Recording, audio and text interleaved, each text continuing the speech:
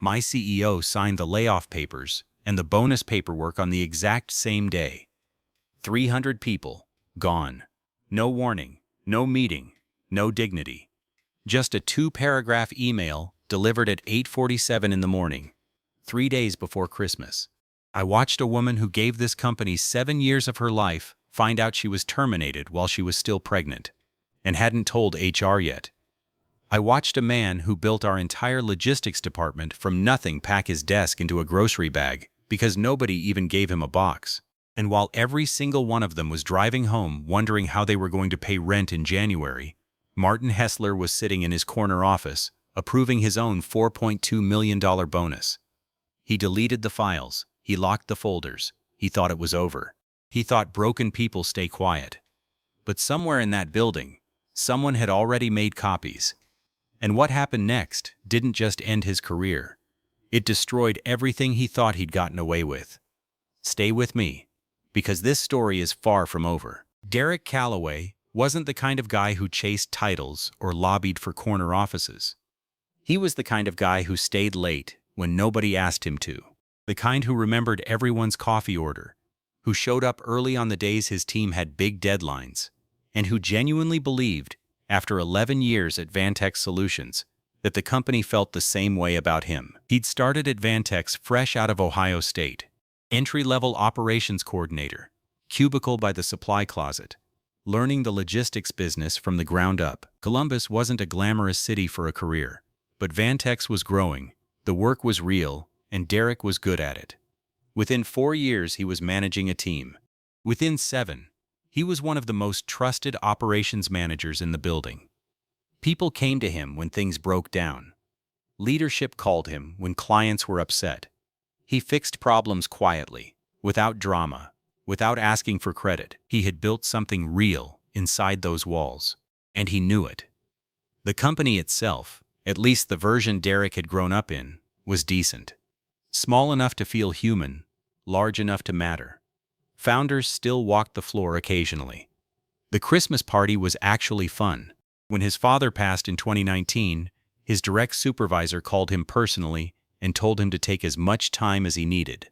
That kind of place. Then the acquisition happened. 18 months before the layoffs, a private equity firm called Draylen Capital quietly bought a controlling stake in Vantex Solutions. The founders took their money and disappeared within 90 days. And in walked Martin Hessler. New CEO, expensive suit, firm handshake. The kind of smile that looked rehearsed in a mirror every morning. Derek tried to give him a fair shot. Most people did. Hessler was polished. He gave a big all-hands speech about evolving the Vantex DNA and investing in the people who built this place. He remembered names. He asked questions in meetings that made him sound like he was actually listening. For about 6 months, people cautiously believed he might be the real thing. Derek was skeptical, but willing. Then, 8 months in, Hessler called Derek into his office privately, told him he'd been watching his work, said Vantex needed people like him in the next chapter, used the words partnership track and restructured leadership team in the same sentence. Derek had an offer sitting on his desk at the time, a senior director role at a competitor in Cincinnati, 15% salary bump, better benefits. He turned it down 3 days after that meeting with Hessler. He told his wife it was the right call. She wasn't so sure.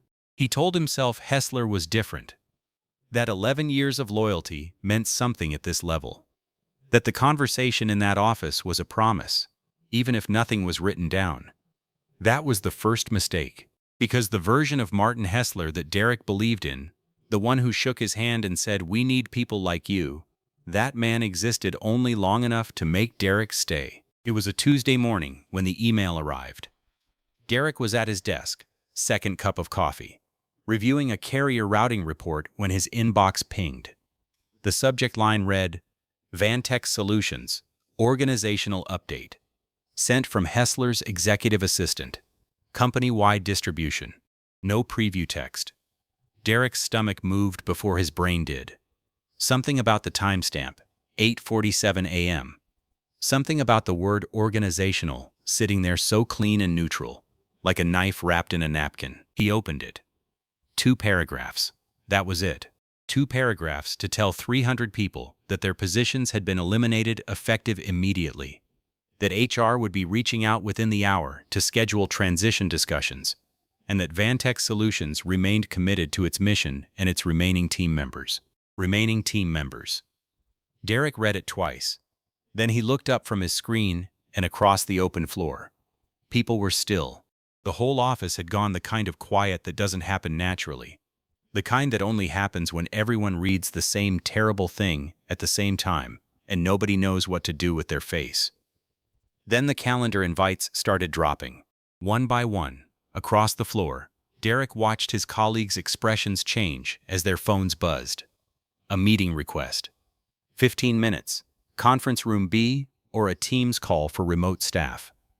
That was how you found out. Not a conversation, not a name called, just a calendar notification landing in your inbox like a verdict. Derek was not on the list. He knew within 20 minutes because he hadn't received an invite, and because his team of 12 was disappearing in front of him, one by one, called down that hallway and coming back visibly hollowed out, collecting their things without making eye contact with anyone. He watched all 12 of them go. Then Priya appeared in his doorway. Priya Okonkwo had been at Vantex for 7 years. Finance analyst, sharp as anyone Derek had ever worked with, the kind of person who caught errors 3 levels deep in a spreadsheet and flagged them without making anyone feel stupid about it.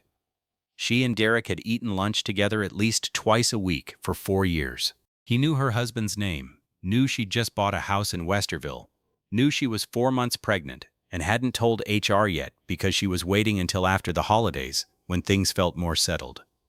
She was holding a small cardboard box. Someone had at least given her a box. She didn't say anything for a second, just stood there in the doorway looking at him with an expression he'd never seen on her face before. Not quite sadness, not quite anger, something underneath both of those things that had no clean name. "They didn't even know my last name," she said finally. "The HR woman. She mispronounced my first name twice and kept calling me sweetie. 7 years, and that's what I get." Derek didn't have anything to say to that. He stood up and helped her carry the box to her car. Curtis Bale found him in the parking garage on the way back in. Curtis was 53 years old. He had built Vantex's entire warehouse logistics infrastructure, literally designed the routing systems the company still ran on. 18 years at Vantex. He had a son starting college at Ohio State in January. Had been quietly counting on his year-end bonus to cover the first semester's balance. He was carrying his things in a reusable grocery bag from a Kroger, because nobody had offered him a box, and he hadn't wanted to ask. He shook Derek's hand, told him to keep his head down, walked to his truck, and drove away without looking back. Derek stood in that parking garage for a long time. Back at his desk, he started noticing the pattern. Because that's what Derek did, he noticed patterns. The people let go weren't the newest hires. They weren't the low performers. They were the senior employees, the ones with the longest tenures, the highest salaries, the people who had institutional knowledge, loyalty, and leverage. And Hessler had cut every single one of them in a single morning. The newer, cheaper replacements stayed. The people who didn't know what Vantex used to be, they stayed. Then, 3 days later, Derek's laptop pinged with an email from an internal distribution list he'd been accidentally left on during the acquisition transition. A forwarded message. Somebody in middle management had hit reply all without realizing Derek was still in the chain. It was a scheduling memo. Routine looking. But the dates inside it stopped him cold. The layoff planning meetings had started 6 weeks ago, October 14th, the same week. Derek scrolled back through his own calendar to confirm. The same exact week that Hessler had been in a closed-door series of meetings, listed only as executive compensation review. He sat very still at his desk. He read it again.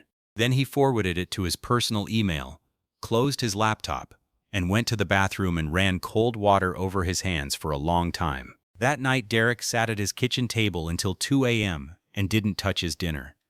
His wife, Vanessa, had warmed the food twice before she finally sat down across from him and just waited. She didn't push.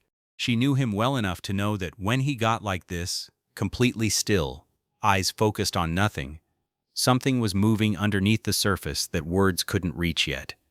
So she just sat there with him in the kitchen quiet, and that was enough. He kept seeing Priya's face in that doorway. The box, the mispronounced name, Sweetie.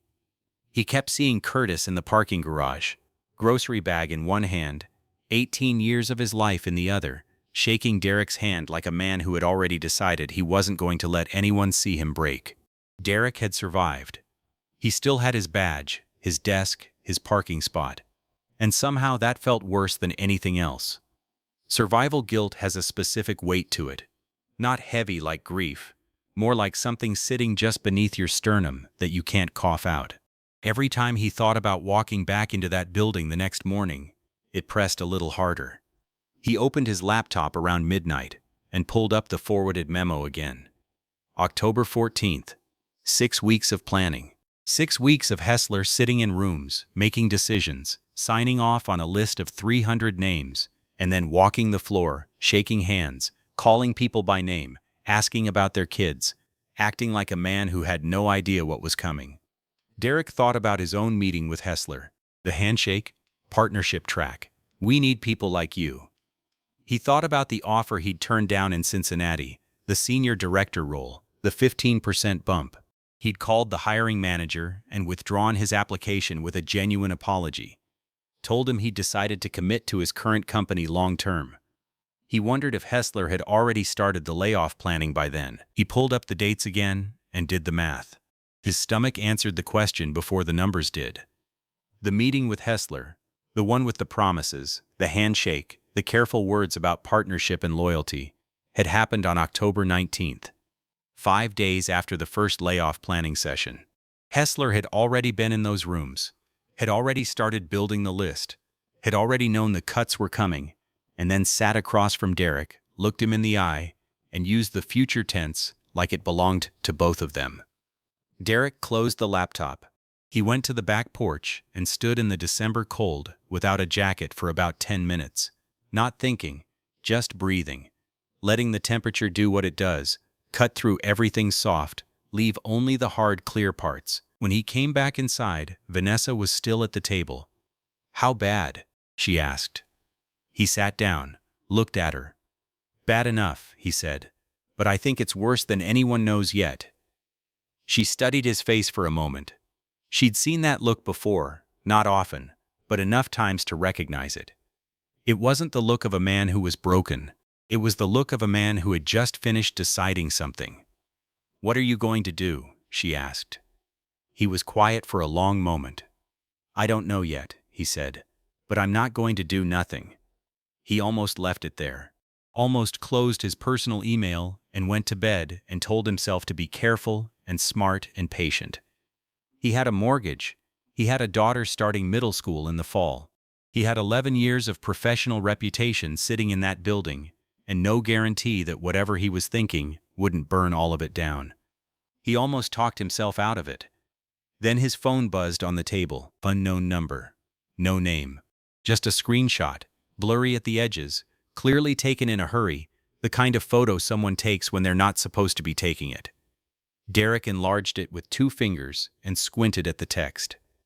It was a document header, internal formatting, Vantex letterhead, a title he could only partially read before the image cut off. But 2 lines were completely clear. A date, and below it, a number. The date was November 3rd, the same week the layoff notices went out to department heads for pre-approval. The number had 7 digits. Derek stared at that number for a long time. His dinner sat cold on the table beside him. The house was completely quiet. Outside, the December wind moved through the backyard trees and made a sound like something trying to get in. He set the phone down carefully. His hands were steady. That surprised him a little, because what he felt in that moment wasn't panic, wasn't confusion, wasn't even anger exactly. It was something colder and more focused than anger. Something that had a direction to it. He picked the phone back up, screenshotted the screenshot, saved it in 3 places. Then he went to bed. He slept better than he had in weeks. Derek didn't move fast. That was the first decision. Every instinct in him wanted to act immediately. Forward the memo, blast the screenshot, walk into Hessler's office and put everything on the desk and dare him to explain it. But Derek had spent 11 years in operations. He understood systems. He understood that the difference between a problem that gets fixed and a problem that gets buried is almost always preparation. Emotion moves fast and leaves evidence. Patience moves slow and leaves options. So he waited, he watched, and he started building. The first week he did nothing visible. He showed up to work on time, answered his emails, sat in his restructured team meetings with a neutral face, and said nothing that wasn't completely unremarkable. He needed Hessler's people to see exactly what they expected to see. A surviving employee keeping his head down, grateful to still be standing. Meanwhile, underneath that, he was taking notes on everything. He documented every inconsistency he'd noticed in the layoff pattern. Tenure lengths, salary bands, department distributions. He cross-referenced termination dates against the internal memo timeline. He kept everything on a personal device, never on company hardware, never on the company network. He'd read enough about wrongful termination cases to know that the moment you use a work laptop for something personal, you hand them the narrative. Around day 10, he called Priya. She picked up on the second ring.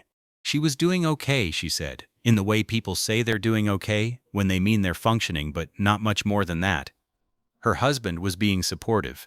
She'd filed for unemployment. The pregnancy was fine. But there was something underneath her voice, a tightness, a held breath, that told Derek she hadn't fully processed what had happened yet. None of them had. He told her he was looking into some things. He didn't say what. He asked her one question: whether she still had any of her old work files saved to personal cloud storage before her access was cut.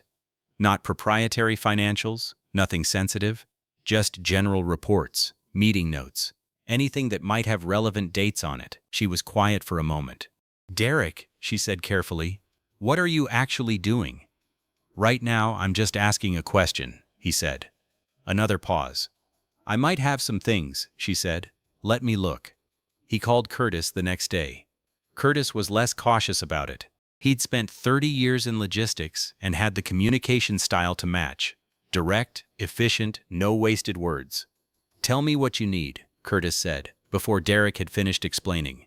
"Right now, just information," Derek said. "I want to understand the full picture before anything else." "Picture's already pretty clear from where I'm standing," Curtis said. "But okay, you're the one still inside. You lead." That meant something to Derek, more than Curtis probably realized. The break he needed came from an unexpected place. A former colleague named James Whitfield, IT support, had been laid off in the first wave, reached out to Derek through LinkedIn about a week after the cuts. "Just checking in," he said. Derek responded, kept it casual, and eventually steered the conversation carefully toward a specific question. What happened to the shared departmental drives after the layoffs? Were they wiped, archived, or just quietly forgotten? James thought about it. Said as far as he knew, the executive shared drive had never been properly access restricted after the transition. Draylen Capital's IT team had come in and locked the financial systems, but the legacy folder structure on the internal server, the one that predated the acquisition, had largely been left alone. Nobody had specifically told him to secure it because nobody realized it still existed. Derek logged into the company portal that evening from his personal laptop on his home network. He navigated carefully. He wasn't hacking anything. He wasn't bypassing any security. He was simply walking through a door that had been left open, a shared drive folder that still had his name on the access list because nobody had thought to remove it. Everything inside it was technically accessible to him under his existing permissions. He found the folder 40 minutes in. It was labeled ECP, FY Review, and it was nested 3 levels deep inside a legacy executive communications archive that looked like it hadn't been touched in months. Inside were several documents. Derek opened them one by one, carefully, reading everything twice before moving on. The third document stopped him completely. It was a formal executive compensation package approval, signed, dated, and formatted on official Vantex Solutions letterhead. Martin Hessler. Approved bonus structure for the current fiscal year. Performance incentive, retention premium, strategic restructuring achievement bonus. That was the specific line that made Derek's vision go slightly white at the edges. Strategic Restructuring Achievement Bonus. The layoffs weren't a painful necessity. They weren't a last resort. They were a deliverable. Hessler had been incentivized, financially, contractually incentivized, to cut as many high-salary employees as possible. The deeper he cut, the bigger his bonus grew. 300 people hadn't lost their jobs because the company was struggling. They'd lost their jobs because it made one man richer. Total package, 4 tons paved dollars. Approved the same week the termination notices went to department heads. Derek sat back in his chair and stared at the ceiling for a long time. Then he kept reading, because buried in the supporting documents, the financial justification attachments that most people would have skimmed past, was something even bigger. A stock buyback authorization. Approved by 2 board members whose names Derek recognized from company announcements. The buyback had been quietly executed using the cost savings generated by the layoffs. Those 2 board members held significant personal equity positions that appreciated substantially when the buyback went through. This wasn't just Hessler. This was coordinated, planned at the board level. 300 families had been used as a financial instrument, a mechanism to generate savings that flowed directly into the personal accounts of people who would never set foot on the Vantex operations floor. Derek downloaded everything, encrypted it, backed it up in 4 separate locations. Then he sat very still in his home office and thought about what kind of man he wanted to be on the other side of this moment. He already knew the answer. He'd known it since the parking garage. Derek took 4 days to think before he moved.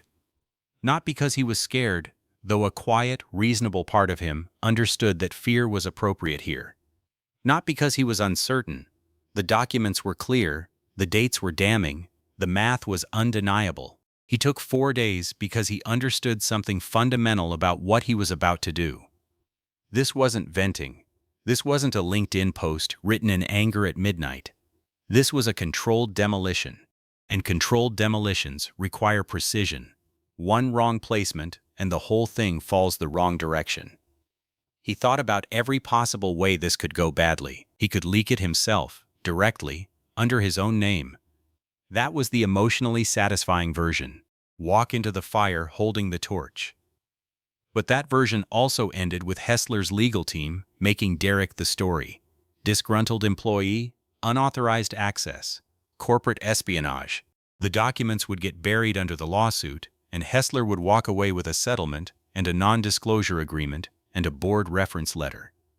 He could send it to one journalist, but one journalist meant one point of failure, one editor who might kill the story, one outlet that Draylen Capital's PR firm could pressure or delay. He thought about it from an operations standpoint. He thought about redundancy. He thought about what happens when you build a system with no single point of failure. Then he built one. Over 2 evenings, Derek compiled everything into a single, clean, organized package. No editorializing, no emotional language, just documents, dates, dollar amounts, and a clear explanatory note, laying out the sequence of events in plain factual terms. The kind of document that didn't need him to argue anything. The numbers made the argument themselves. He created 3 identical anonymous packages. The first went to Renata Souza, an investigative financial journalist at the Columbus Business Ledger who had covered the Draylen Capital acquisition 14 months earlier, with a skepticism that most outlets hadn't bothered with. Derek had read her work. She asked the right questions. She would know exactly what she was looking at. The second went to a former Vantex employee named Marcus Webb, who had been laid off in a previous smaller round of cuts 2 years earlier, and had since built a LinkedIn following of nearly 90,000 people in the corporate accountability space. He posted long-form breakdowns of executive misconduct with the calm, methodical energy of someone who had been waiting for exactly this kind of material. The third went directly to the Ohio Department of Labor's whistleblower tip line. Official, documented, time-stamped. Not because Derek expected immediate government action, but because a filed tip created a paper trail that couldn't be unpublished or retracted. He sent all 3 on a Thursday evening at 9:14 p.m. from a public Wi-Fi network through an encrypted anonymous email service using a device that had never been connected to his home network or his name. Then he drove home, poured 2 fingers of bourbon, and sat in the dark in his living room and waited. He didn't tell Vanessa the specifics. He just told her something was going to happen in the next few days, and that she shouldn't be alarmed when it did. She looked at him for a long moment over her book. "Are you going to be okay?" she asked. "Yeah," he said. "I think a lot of other people are going to be okay too." She nodded slowly and went back to her book. That was one of the things he loved most about her. The first 48 hours were completely silent. Derek went to work both days, sat at his desk, answered emails, attended a restructuring alignment meeting where an HR consultant used the phrase "exciting transformation" 4 times without any visible self-awareness. Derek took notes and said nothing and drove home both evenings, wondering if any of it had landed. Then, on Saturday morning, his phone started moving. Renata Souza had published. The Columbus Business Ledger piece went live at 7 a.m. Clean, precise, devastating. She had clearly spent the 48 hours verifying independently, pulling public filings, cross-referencing the stock buyback through SEC records, confirming the compensation package structure through a source she described only as someone with direct knowledge of executive discussions. The headline was understated in the way that only truly confident journalists can afford to be understated. Vantex Solutions CEO approved 4.2M bonus package week of mass layoffs, internal documents show. By 9 a.m., Marcus Webb had posted his breakdown on LinkedIn. 40 paragraphs. Every number contextualized, every date sequenced. Screenshots of the documents, redacted just enough to protect sources, visible just enough to be undeniable. His 90,000 followers became a distribution network within the hour. By noon, the post had been shared 14,000 times. By 3 p.m., 3 national business outlets had picked up the story. By Sunday evening, Martin Hessler's name was the top trending topic in the LinkedIn corporate news feed, and his company profile had been flooded with comments that HR had clearly given up trying to moderate. Derek sat on his couch and watched it unfold on his phone, with the particular stillness of a man who had planned something carefully and was now simply watching the sequence execute. But then, Sunday night, something happened that Derek had not planned. A second leak broke. A different journalist, this one at a national outlet Derek hadn't contacted, published a separate story citing documents that Derek had never sent anyone.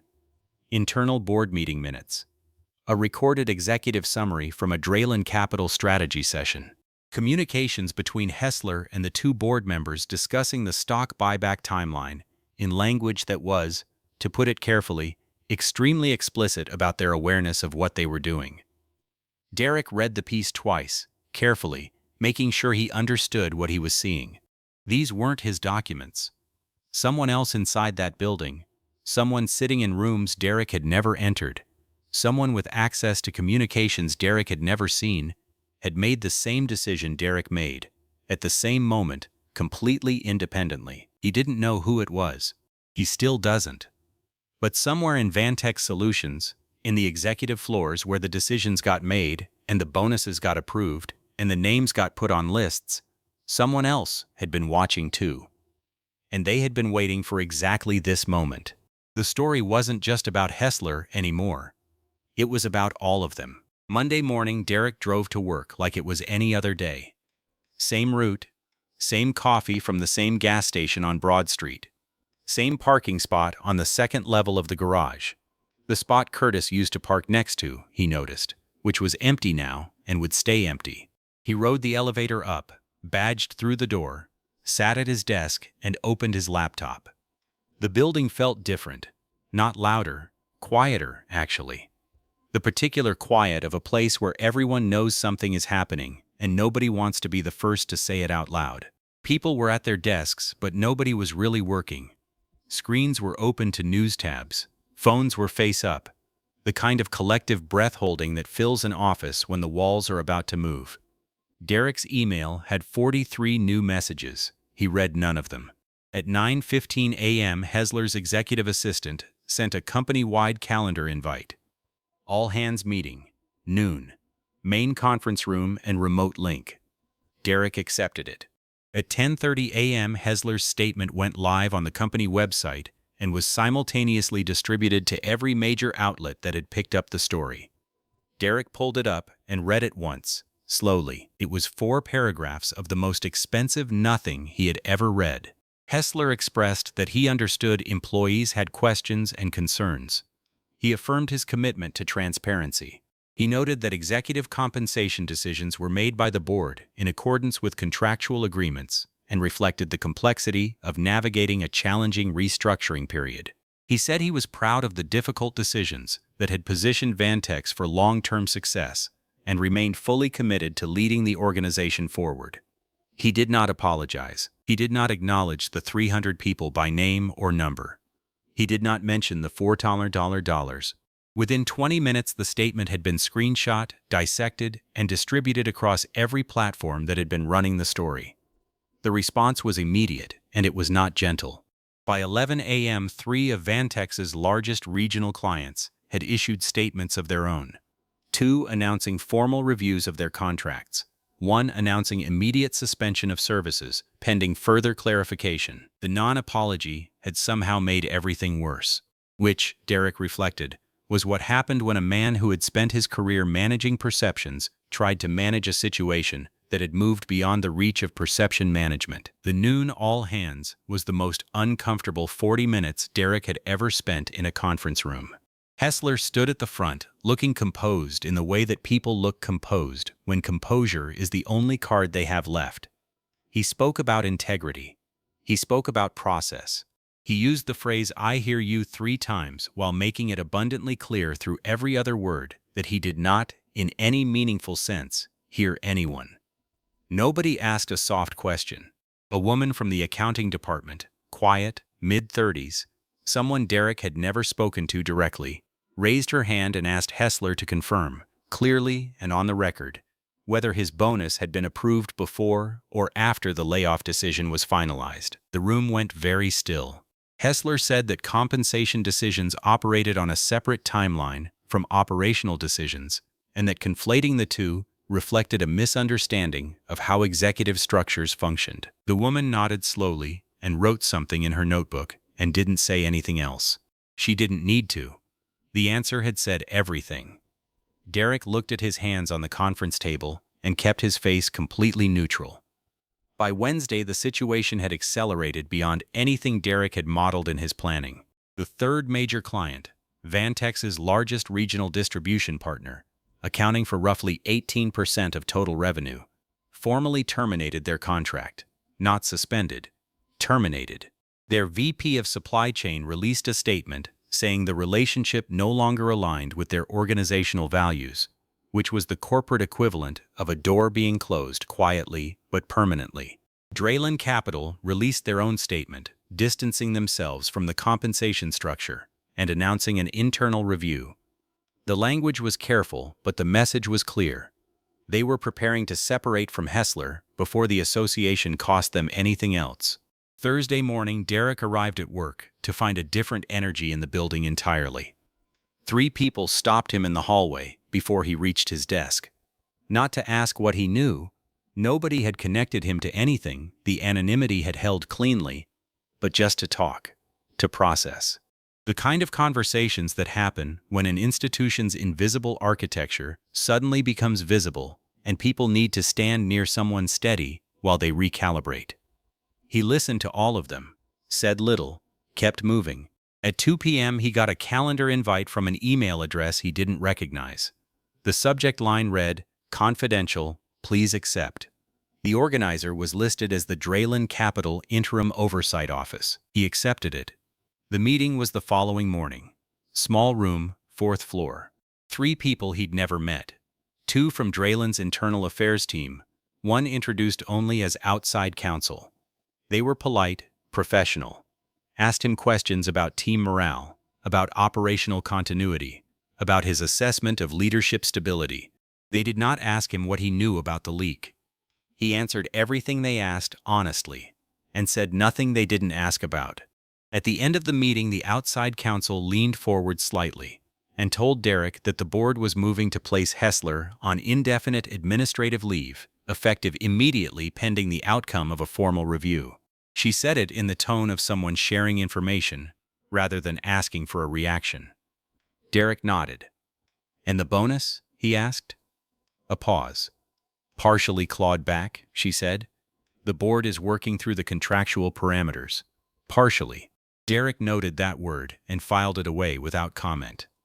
That evening Priya called him. She had received a formal letter from Vantex HR offering her reinstatement at her previous salary with a retroactive payment covering the period of her termination.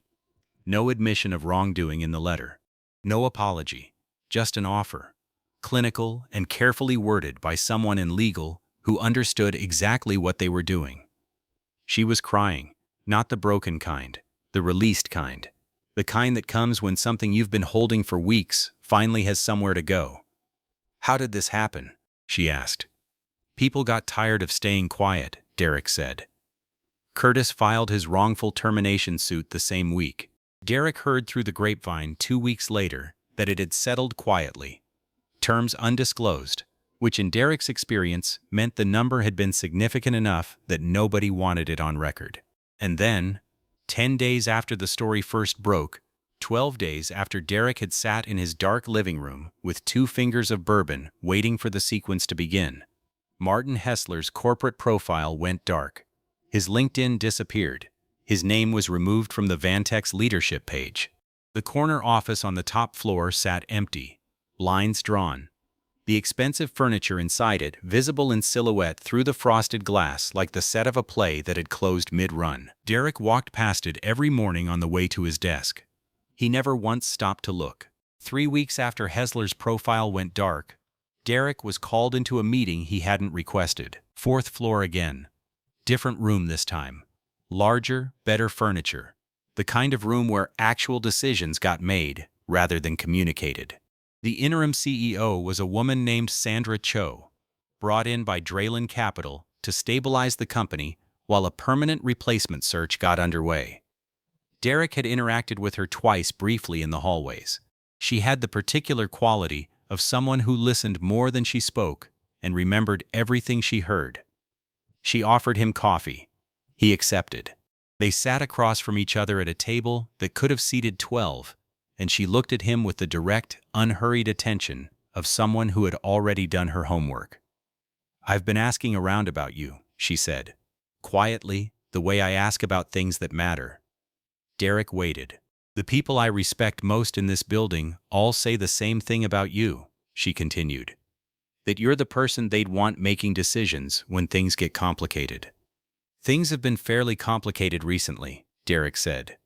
She smiled at that, just slightly. She told him the board wanted to restructure the senior leadership team as part of the recovery process.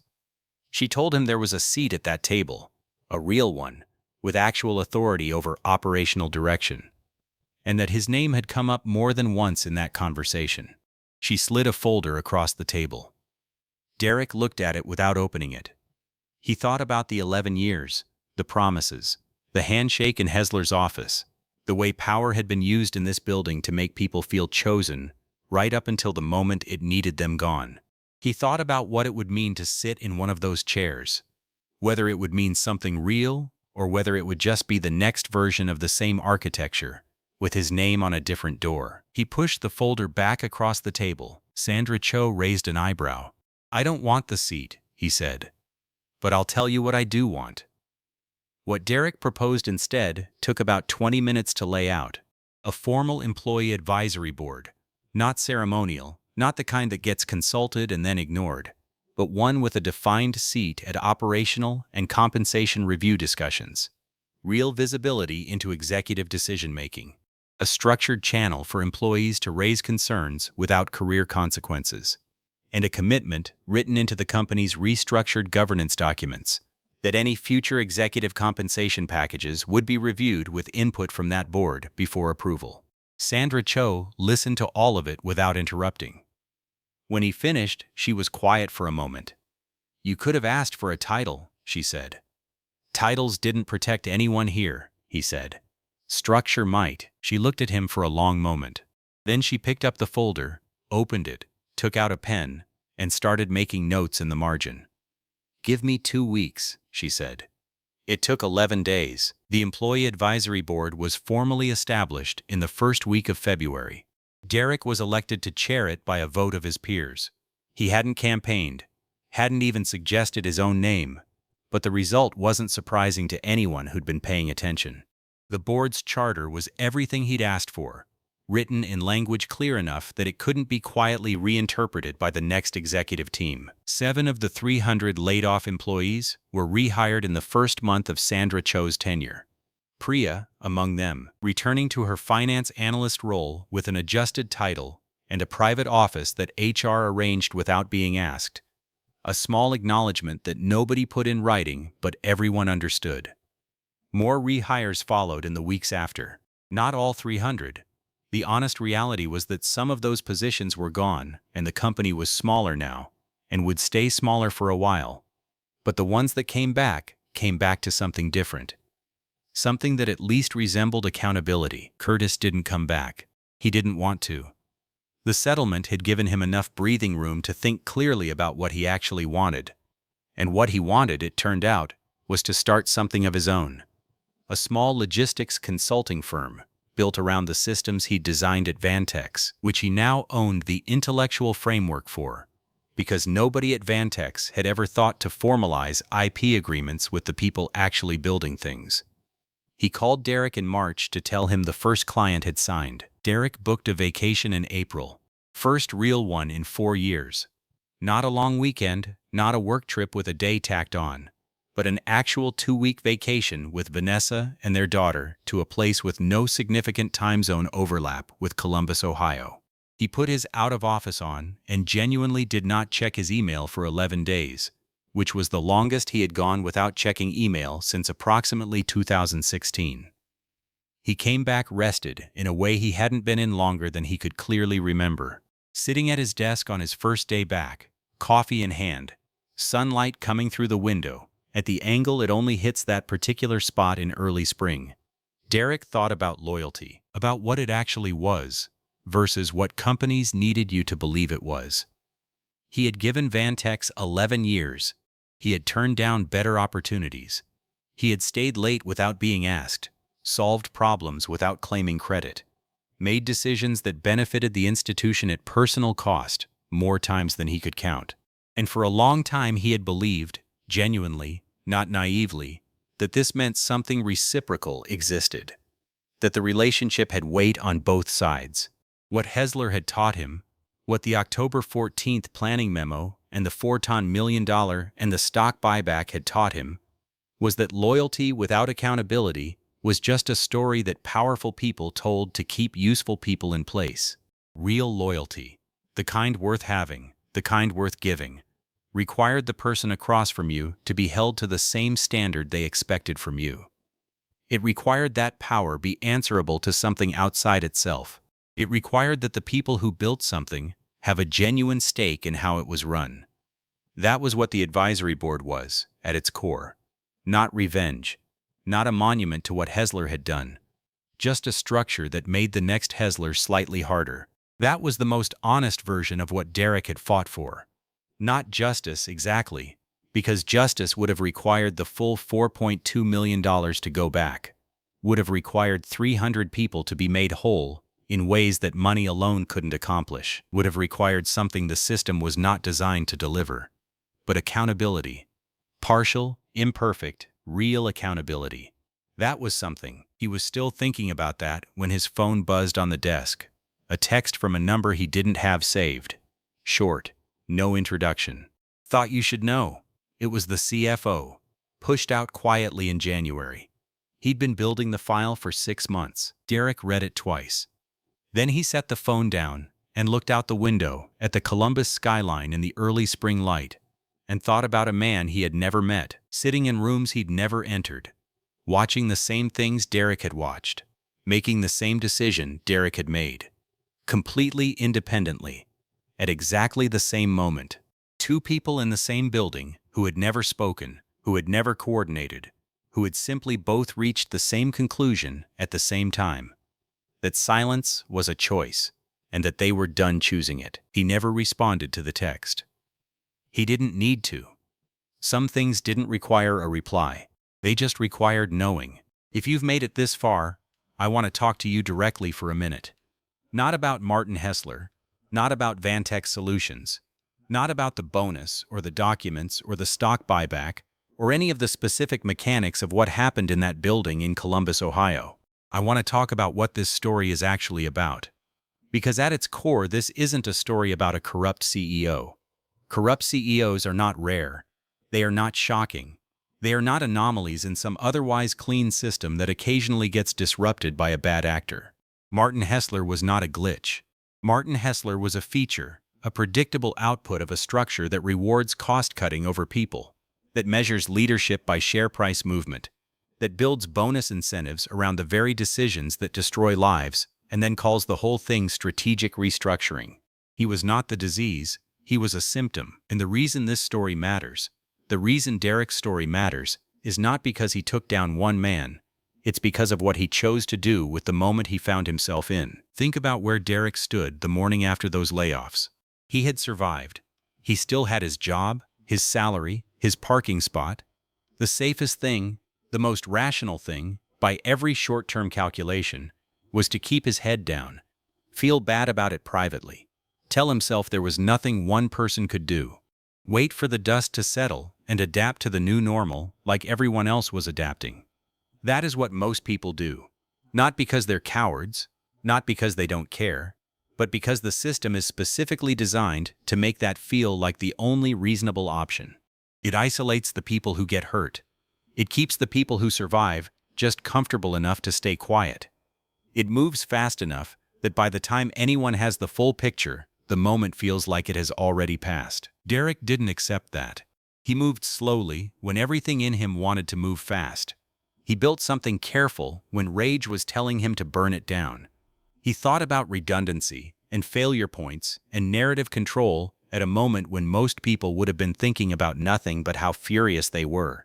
And then, when he finally moved, he moved in a way that couldn't be stopped, couldn't be buried, couldn't be made into a story about one disgruntled employee with a grudge. That is the part worth studying. Not the documents, not the leak, the patience. The decision to treat a moment of genuine injustice as something that deserved to be handled with precision, rather than just expressed with volume. And here is the other thing I keep thinking about. Derek never found out who the CFO was, never spoke to him, never coordinated with him. Two people in the same building reached the same conclusion independently and acted at the same moment. And that simultaneous action is what made the whole thing impossible to contain. One leak can be managed. Two simultaneous leaks from different levels of an organization, covering different categories of documents, arriving at different outlets at the same time. That is not a PR problem. That is a reckoning, which tells you something important about what happens when a culture of silence finally breaks. It doesn't break in one place, it breaks everywhere at once. Because the silence was never natural, it was maintained.